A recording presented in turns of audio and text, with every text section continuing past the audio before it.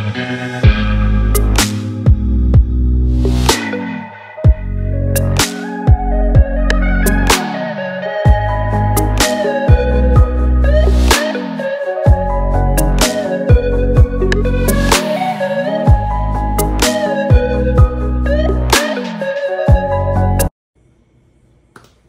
you guys, welcome to my channel. I'm Allie Wilkins. Happy New Year. If it's your first time here, I'm so excited that you found my page and I hope that you really enjoyed this video. And if you're coming back, welcome back.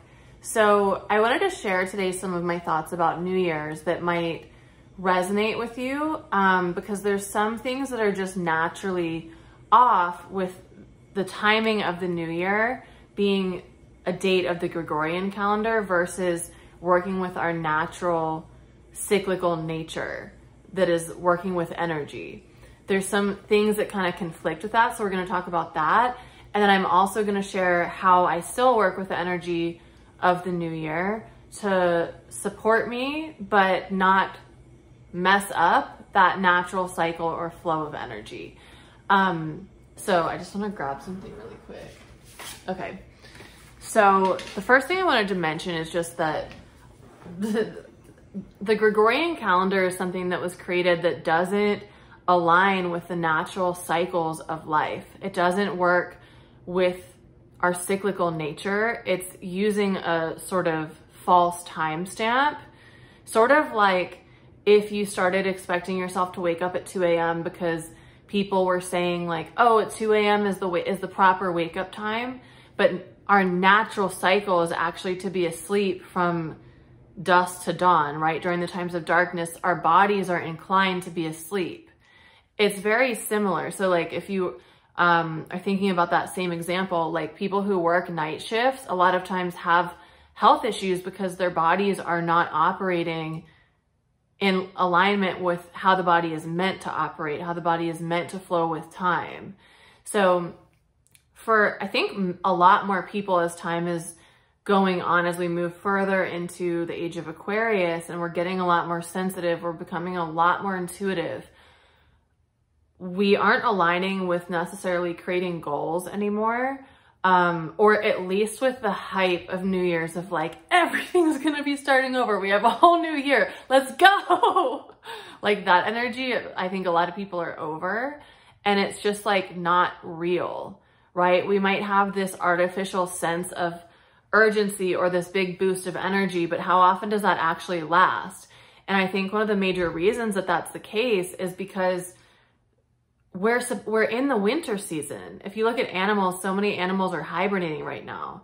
We're in the winter season, which is meant to be restful. It's not meant to be hyping ourselves up to go do all of these things. We're actually supposed to be resting and recovering during this season, but also just the natural energy of our cyclical world. Right now, we're moving into the void. And so we're not meant to be creating all this new stuff right now. That being said, we have a lot of this energy present just because the collective is consuming that, just because the collective is fully engaged in that as we look at everyone around us celebrating New Year, celebrating like looking back at the year and what we've accomplished. So because it's sort of like we're living in both of those worlds, understanding that we aren't living in a society that works with the natural flow of things. So we have to figure out how to have one foot in both so that we can live in this sort of world for however long it exists. However long these systems endure, right? So for me, I'm still gonna work with that energy, but I'm also not gonna override my natural inclination. So I wanted to just first say that in case you're not feeling this, like that doesn't feel natural to you to be like, go, go, go. Like this year, I'm like, well, I'll share with you what I've personally done this year in a second, but I'm not going to be creating all these huge goals and pretending that I'm going to change so much overnight because that's not realistic. We don't change in that sort of way. However, I am going to work with the inspiration that comes behind that to slowly integrate it into my life and to use it as an opportunity for visioning and visualizing what it is that I really desire, but I'm not forcing myself to back that up with extreme action right now, because at least for me, I know that it's like sandpaper. It's not rubbing up against sandpaper. It's not my natural flow right now. So with that, I wanted to just share some of the things that I've been doing that are a little different than what I used to do.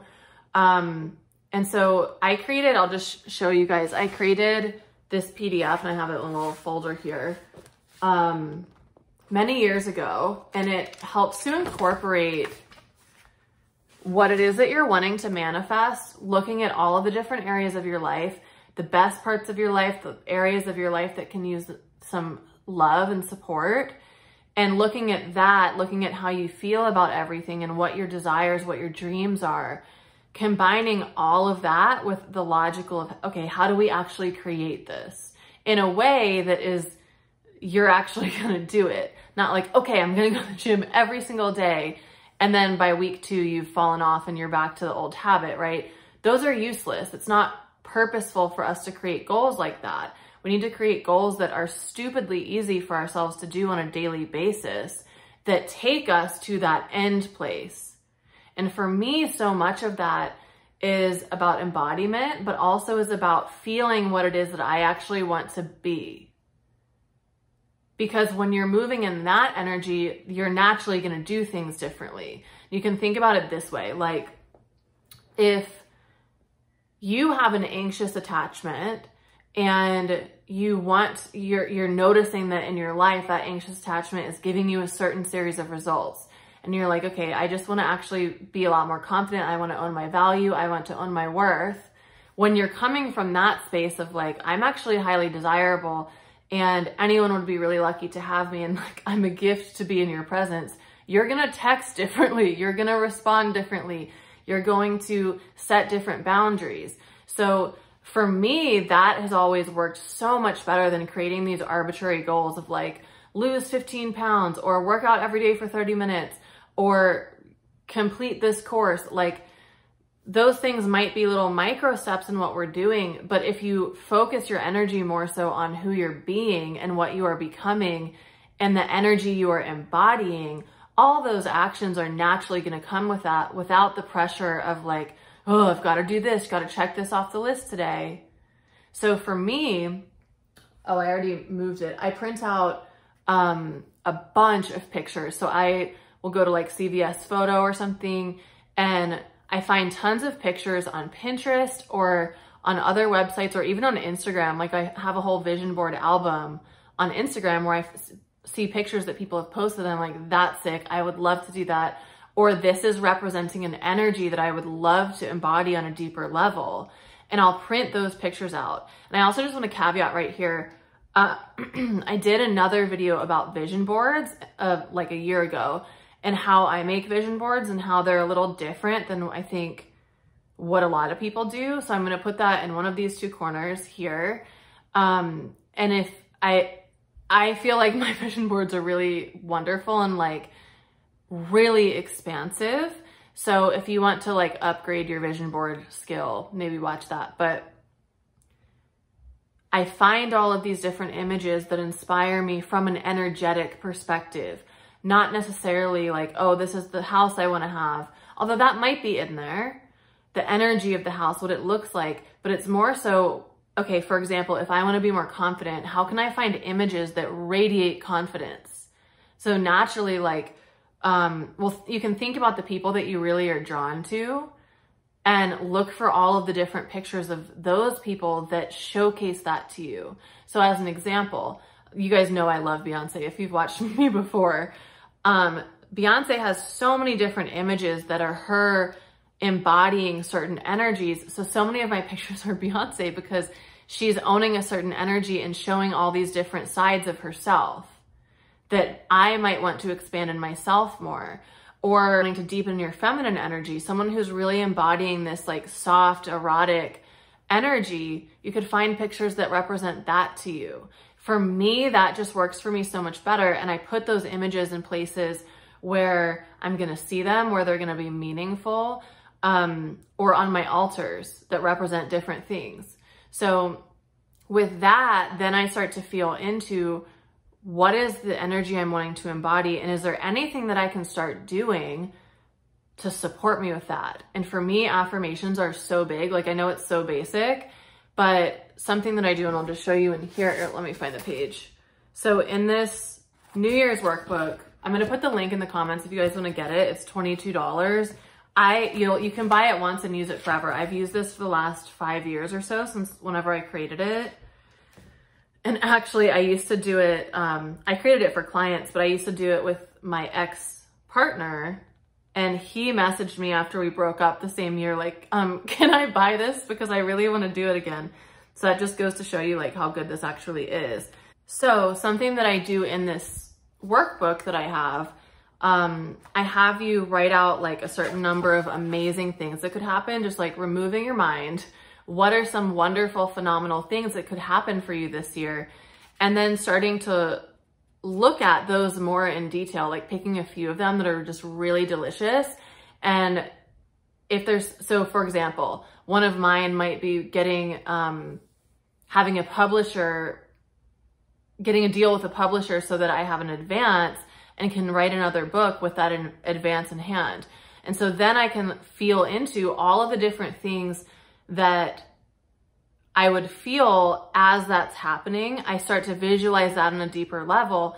And from that, I can create affirmations. And then literally writing out those affirmations on a daily basis, either in scripting form. So in this thing, what I actually have, and it's like, I don't want to share this because I know you guys are going to like screenshot it. So I have a whole list of different things that would just be like, whoa, that would be so cool if that happened.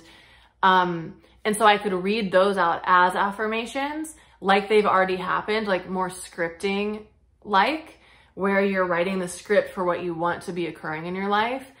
Or I could think about the ways that I think, the things that are occurring in my life when those things are happening, writing those out as affirmations and reading those every morning and every night. That is such a powerful way, first of all, to shift your energy from whatever you were holding before into something new. This is why I've created multiple 40-day sadhanas, or different amounts of days, where I include these in most of my courses and programs, where we work with affirmations for a certain amount of days and your whole experience shifts. This is a huge way that I've really created a lot of change in my life, and change in my perspective mostly, which then the change in perspective and how you are acting and who you are embodying changes all of the actions you're taking. It influences what you're attracting, like it changes everything. This is a really easy, free thing that you can do on a daily basis to really shift your experience of life. Like, I promise you, it's so powerful. Even though it seems basic, it changes worlds. It changes your world. So that's one of the other things that I do during this time of year. It's like, okay, what in my mind, what are the belief systems that I am ready to shift or change? Even if it's like a teeny tiny bit, where are the parts of my life that are maybe feeling not super delicious and yummy that I can start to incorporate different feelings, different attitudes, different thoughts in, and how can I just insert those into my brain and maybe remove something that's not so helpful? And this is just coming to my mind right now. This isn't one for me, but maybe it's for one of you guys watching because it's just popping up. Like, if you have social anxiety or something, shifting from like, people aren't safe. Like, if you have this sort of thought of like, people aren't safe, people are judging everything that I do, people are going to make fun of me, people don't like me, people find me, I don't know, like, people find me arrogant, or people find me boring, or whatever, you insert what your personal experience. That belief system isn't helping you, because you have to engage with people regardless. In the mass majority of cases, right? So what is a new belief system that you could insert in place of that? Like, for me, this is what I'm doing during this time of year.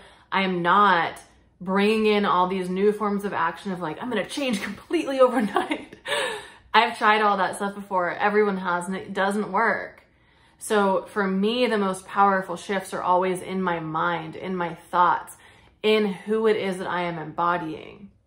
And I also use a lot of imagery of animals, because animals have a very distinct energetic design to them. So I have pictures of like lions or big cats or snakes around the house, like depending on what I'm working with and what altar, I have altars everywhere, what sort of altar I'm creating or what I'm doing personally. Like I also, like on my desk, I actually have a picture of a jaguar and the eyes are just really intense. And it's like a reminder for me to focus and really be intentional with what I'm doing, and with a lot of other things as well. So, let me think if there's anything else that I wanted to add to this. Yeah, I would just say like, from my perspective, it's not helpful during this time of year, which is winter, when we're supposed to be resting. Our bodies are wanting to be slowing down and recovering and gaining strength to bring into the spring, which is the real new year. I mean, literally, if you look at nature, that's when things are starting to bloom. So right now we might be resting, but we also are planting the seeds that will then bloom in the spring. And planting the seeds doesn't have to be through vigorous action. For me, what's been more effective is planting the seeds in my mind, noticing where I'm not aligning with those. And the different, what I was talking about before, the different sadhanas, what I have people do is, for example, I have a 40-day sacred wealth sadhana where we really look at belief systems around abundance, prosperity, money, and wealth. And what I have you do is look at one affirmation per day. And when you read a certain affirmation, something in your system might come up of like, that's not true. And then we get to look at why we don't believe certain things and change our belief systems that way, one at a time. I have another one that's included in Infinite Beauty where we're working with liberating our mind around all the programming that we've had towards our body. And it's the same thing, like for certain affirmations, you will have so much resistance to fully like believing that. And then it's so fascinating because once we work with different affirmations over time, it's like all of us can actually get on board with it. But that's how we create new realities for ourselves, is by identifying those belief systems, and using affirmations is such a helpful way to do that. So if you are my client and you are working with me, that's what I would tell you to do, rather than creating some vast, challenging, deep, action-oriented system. I would say, let's look at the mind. Let's start in the mind. Allow your body to rest and recover from the last year, and really look at what are the seeds that I'm planting that I want to bring into this new year. What are the things I want to be creating and blooming, and what is the first step of that? So if you want to create $1 million year, what aspects of you don't think that you are a millionaire? What aspects of you think that you're not deserving, or you're not doing enough work, or you're not whatever to make that sort of money? That's what we get to look at. That's what we get to shift. So I will put the links for the New Year ceremony. You can also do this at any time of the year. I do it twice a year, one in January and one time in June. This is $22 on my website. It's, I think, the least expensive thing you can get there, and it's really good. You can use it forever. Once you get the PDF, you'll have it forever. You can just download it and print it. And I will also put the link for some of those ceremonies I mentioned. Some of them are only included in courses, but you can purchase the 40-day Sacred Wealth ceremony just as a one-off. I believe it's $144 for the 40 days. I've done that like 10 times. It's so powerful, probably more than 10 times at this point. But anyways, that's all. Thank you guys for watching. I hope you have a wonderful new year, and I hope you had a great holiday season. If you enjoyed the video, please give it a thumbs up. Please leave a comment. That really helps me so that more people can find my work, find the content that I'm offering for free. So that would be a wonderful exchange of energy if you could do that for me. And if you have any other ideas that you would like to put in the comments, I'd also love to hear that, so other people can read that and I can read it too and get inspired and maybe implement that. And then of course, subscribe to the channel if you haven't already. All right, thank you guys so much for watching. I'll see you next week.